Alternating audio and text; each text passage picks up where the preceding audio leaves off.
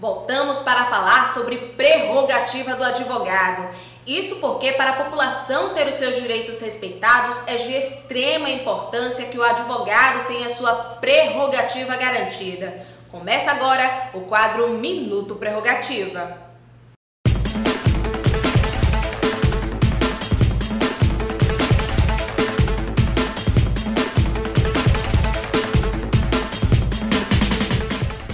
Advogado, desde que assumi a defesa das prerrogativas pela Ordem dos Advogados do Brasil, seccional de Alagoas, que me preocupa muito aquela situação em que o advogado, ao adentrar numa delegacia, chegar numa vara do judiciário ou um órgão público, ele tem a sua prerrogativa violada e ele se sente só. Ele não tem com quem contar. Isso vinha acontecendo antes. E já aconteceu comigo antes de eu estar aqui. E quando eu entrei na OAB, quando eu fui chamado para a defesa da prerrogativa, foi isso que mais me preocupou. E me preocupa até hoje. Em relação a isso, eu quero passar para a advocacia alagoana que esse tempo acabou. A diretoria de prerrogativa está atuante, vigilante em cima dessa questão, que é a questão da defesa do advogado na hora que o advogado mais precisa, na hora que ele está com a sua prerrogativa violada. Nós temos fatos concretos que eu vou passar para vocês aqui, como a situação daquele advogado que numa blitz teve o seu braço quebrado pela Polícia Militar. Esse advogado, além de ter o seu braço quebrado, de ter sido humilhado, massacrado nesse momento que ele estava nessa blitz, ele ainda agora passou a responder um processo de desacato. Foi acusado pelo Ministério Público de ter desacatado esses militares. E nós estamos atuando na suspensão do processo dele junto ao Tribunal de Justiça, para que esse advogado não seja, além de não ter a punição dos militares, ele seja injustiçado. Isso não vai acontecer. A ordem está atenta e nós estamos atuando. Outra situação de um advogado que atuou ad hoc num processo e faltou a um dos atos subsequentes e o juiz lhe imputou uma multa de 10 salários mínimos. Nós estamos junto a esse advogado e ele não vai pagar essa multa, porque nós estamos atuando para que essa multa deixe de existir. É inadmissível um fato desse. Um caso que o advogado atua de graça, atua como se fosse defensor público e além disso ainda tem que pagar uma multa. Então a OAB está vigilante, a prerrogativa não vai deixar isso acontecer. O advogado está abrigado. Se você precisar da prerrogativa, nos ligue, conte conosco que nós estaremos com você.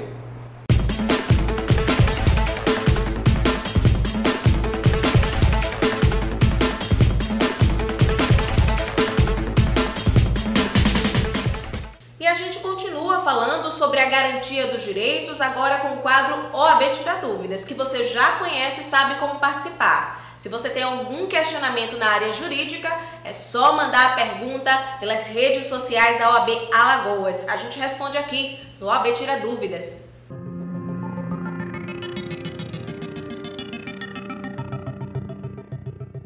A polícia pode entrar no meu imóvel sem mandado? Um dos principais direitos do cidadão é a garantia da inviolabilidade do seu domicílio.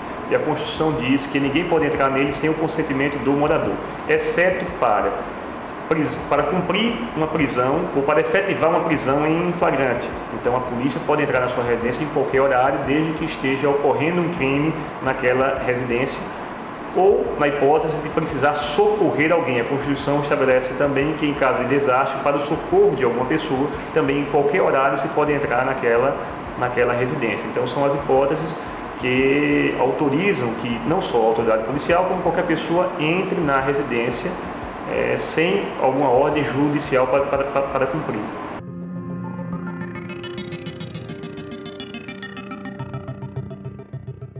E olha, as deliberações para garantir os direitos da advocacia e também da sociedade não param no Conselho Federal. A gente mostra a partir de agora o que foi destaque no quadro Notícias do Conselho.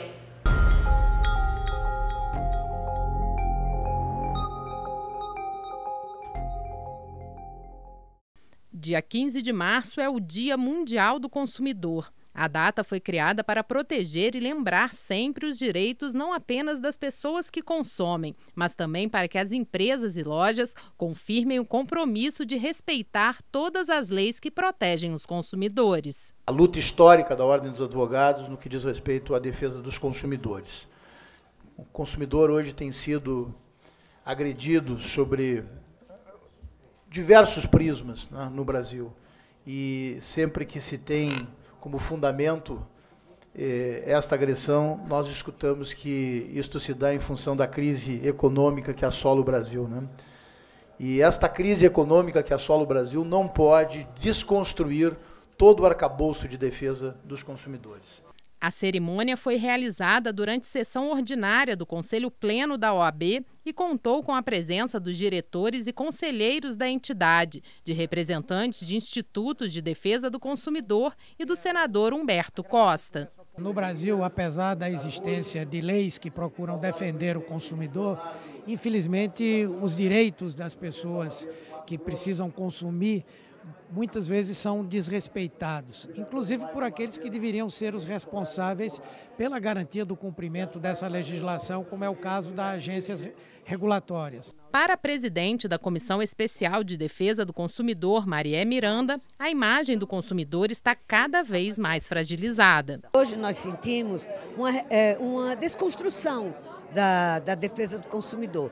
Hoje está muito difícil, porque existe um trabalho negativo em defesa do consumidor, vindo do Poder Legislativo, vindo do Poder Judiciário, do Poder Executivo. A Ordem trabalha contra abusos das agências reguladoras, como a resolução da ANAC que permite a cobrança de bagagens despachadas em voos nacionais e internacionais. Temos tido, ao longo dos últimos tempos, diversas ações que são, muitas vezes, e eu sinto em dizer e afirmar isto, patrocinada, inclusive, por agências reguladoras. Exatamente aquelas agências que deveriam ter o compromisso primeiro de regular o mercado, tendo a visão do consumidor. Estas agências têm tido sistematicamente, algumas delas, a visão da empresa. O consumidor hoje é o exemplo do cidadão do século XXI e esse manifesto que o Conselho Federal da Ordem faz, a nossa comissão, eu acho que significa um alerta para combater esses contínuos retrocessos.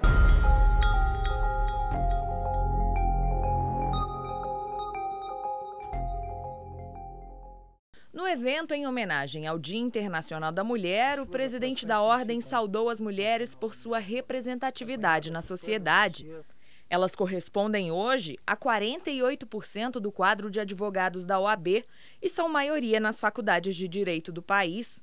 No entanto, quando se trata dos cargos de liderança feminina no serviço público, esse número cai para 18%.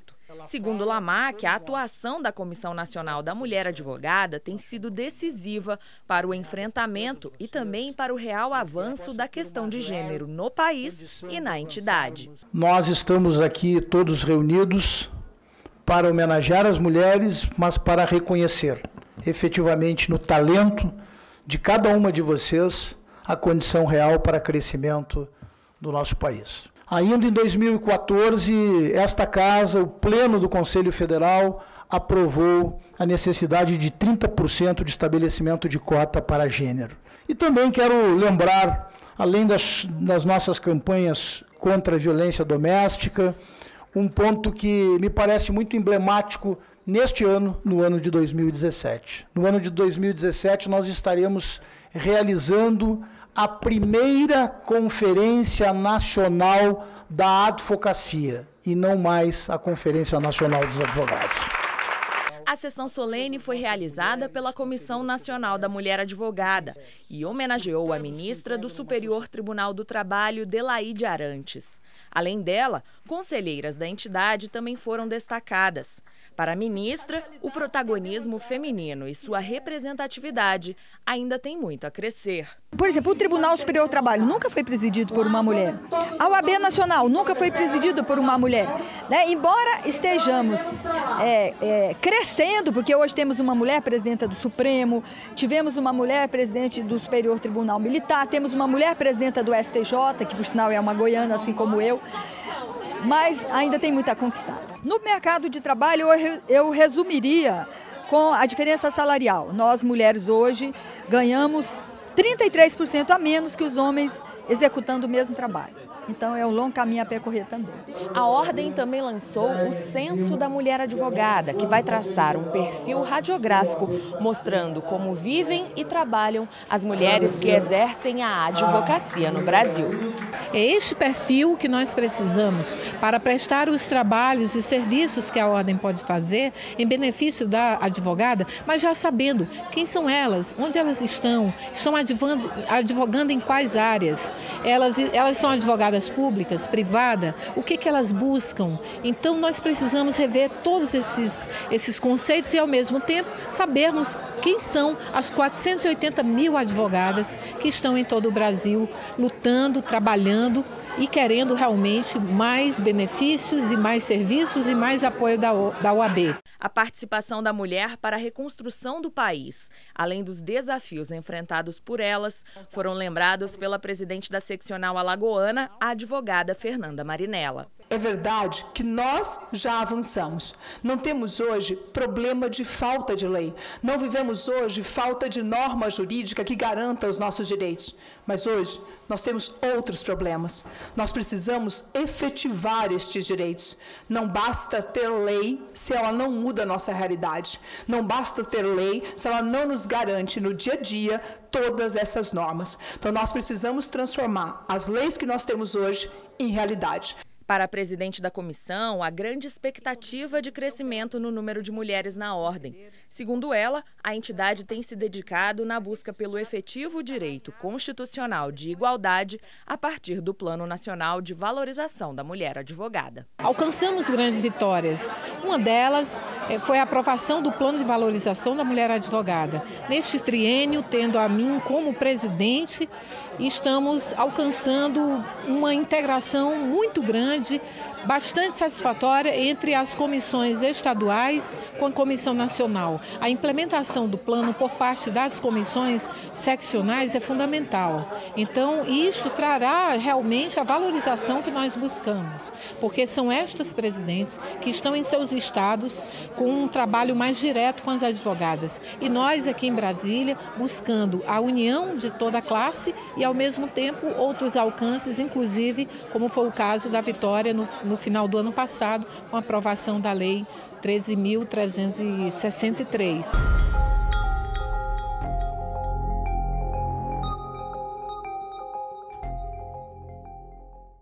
Esta foi a terceira edição do seminário que dialogou com advogadas e advogados de todo o país sobre o entendimento do novo Código de Processo Civil. O evento ocorreu na sede da Ordem dos Advogados do Brasil. A sociedade brasileira está contemplada com um novo caderno processual civil que lhe protege, um código de vanguarda, um código novo que está sendo implementado e cumprindo com a sua finalidade, a finalidade de suas alterações. Durante a abertura, o diretor-geral da Escola Nacional de Advocacia, José Alberto Simonetti, e o secretário-geral da Ordem, Felipe Sarmento, prestaram homenagens ao ministro do Supremo Tribunal Federal, Luiz Fux, o vice-presidente do Superior Tribunal de Justiça, Humberto Martins, as professoras Tereza Arruda Alvim, Estefânia Viveiros, o ministro do Tribunal de Contas da União, Bruno Dantas, e ao presidente da Comissão Nacional de Estudos Constitucionais, Marcos Vinícius Furtado Coelho. O próprio Simonetti também foi um dos homenageados. Na abertura, o vice-presidente do Superior Tribunal de Justiça, ministro Humberto Martins, discursou sobre o importante papel da advocacia na justiça brasileira. Que sem advogado não há justiça. E sem justiça não há advocacia. O advogado é imprescindível à administração da justiça. Os palestrantes que participaram da elaboração do novo CPC discorreram sobre as perspectivas do novo código e o papel primordial de advogadas e advogados para promover a pacificação social e a administração da justiça. A mim me parece que realmente ele tem a potencialidade de gerar muitas melhoras no serviço de prestação jurisdicional do país. Durante a elaboração do novo CPC, a OAB trabalhou para garantir à advocacia avanços para valorizar a classe, como, por exemplo, a contagem de prazos processuais em dias úteis, o fim da compensação da verba honorária, a previsão de férias, entre outras conquistas. Ouso dizer que a Lei Processual Civil Brasileira é um instrumento de maior afirmação da nossa profissão dos últimos 20 anos. No período da manhã, foram dialogados temas como a elaboração do novo CPC, 1 ano de vigência do novo Código, presente e futuro, além de honorários sucumbenciais recursais. A OAB também distribuiu um exemplar do novo Código e um livro de bolso do Código de Ética e Disciplina da Ordem dos Advogados do Brasil. Os painéis da 3ª edição do seminário Diálogos sobre o novo Código de Processo Civil aconteceram durante todo o dia. Os palestrantes debateram mudanças que o Código trouxe ao sistema processual. Temas como recurso extraordinário, mandado de segurança e fraude à execução foram discutidos. Durante a tarde, 4 debates marcaram o evento. No primeiro deles, negócios jurídicos processuais foi o tema apresentado pelo advogado e doutor em Direito Jorge Amauri Maia Nunes. Ele falou sobre possíveis ajustes. Penso que é possível fazer um negócio processual eliminando o 2º grau de jurisdição. Agora, o que eu não posso fazer é o chamado per saltum. Digo que não cabe o recurso de apelação, mas cabe o recurso especial. Aí não. Aí já... como diria eu, é uma arte meio mandrake. Isso não seria admissível. Uma abordagem da tutela de urgência na prática foi debatida pelo advogado da União, Rodrigo Becker. Ele esclareceu as mudanças advindas do Código, uma delas, a possibilidade de pedir a tutela na forma antecedente à própria ação. Outra questão que o seminário trouxe foi uma palestra a respeito dos impactos do Código no mandado de segurança.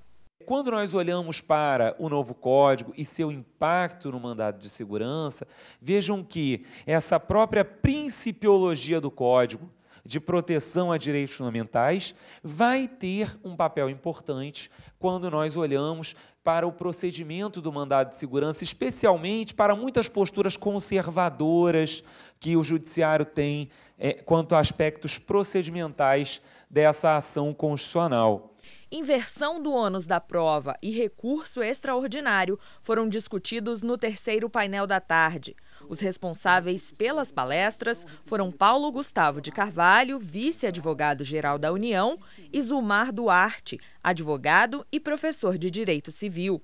O recurso extraordinário, nós verificamos que o Código de Processo Civil, ele inovou, não muito nos seus requisitos, até porque os requisitos do recurso extraordinário são requisitos constitucionais, então, dificilmente o Código poderia avançar sobre esse tema, muito embora o Código foi muito bom ao estabelecer, ao deixar clara a questão do pré-questionamento. Encerrando o ciclo de palestras, foram debatidas as mudanças na fraude e a execução e o papel da advocacia no seu combate, além das hipóteses de cabimento do agravo de instrumento no novo CPC.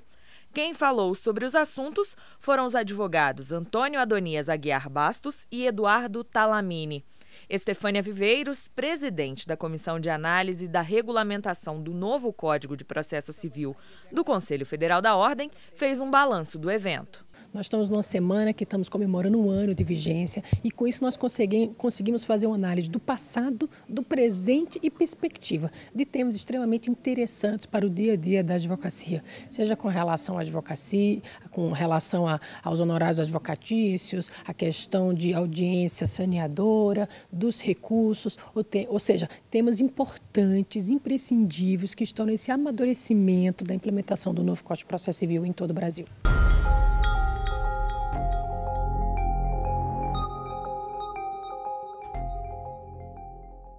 O acordo permite que os advogados tenham acesso pela internet a cópias dos processos em que trabalham, sem que tenham que ir até uma agência do INSS. Hoje, eles enfrentam dificuldades nessas situações. O piloto do sistema será implantado inicialmente na OAB do Distrito Federal.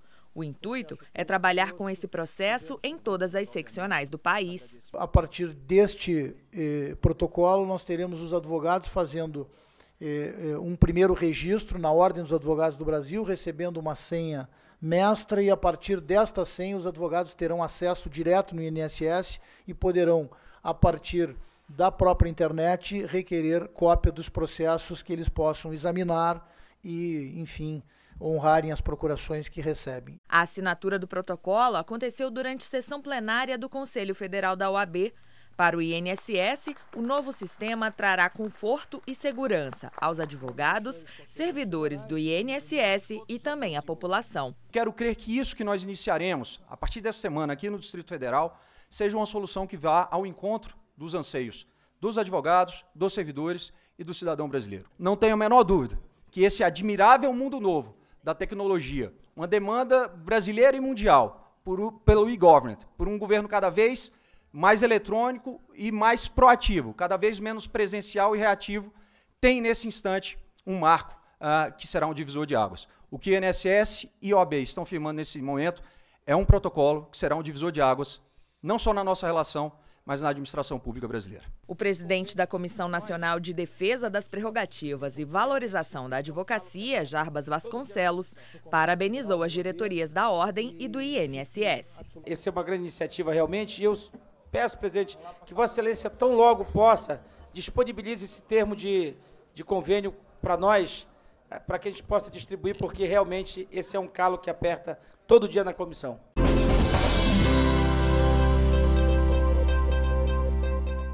Atendendo ao pedido formulado pelo Conselho Federal da OAB, o Tribunal Superior do Trabalho baixou resolução que assegura ao advogado realizar o levantamento de alvarás, evitando, desse modo, uma prática que estava sendo observada em muitos tribunais em que o juiz autorizava o pagamento somente à parte beneficiária. A partir de agora, mesmo que em casos especiais em que o juiz queira pagar diretamente ao reclamante, ainda assim deverá antes intimar o advogado para juntar o contrato.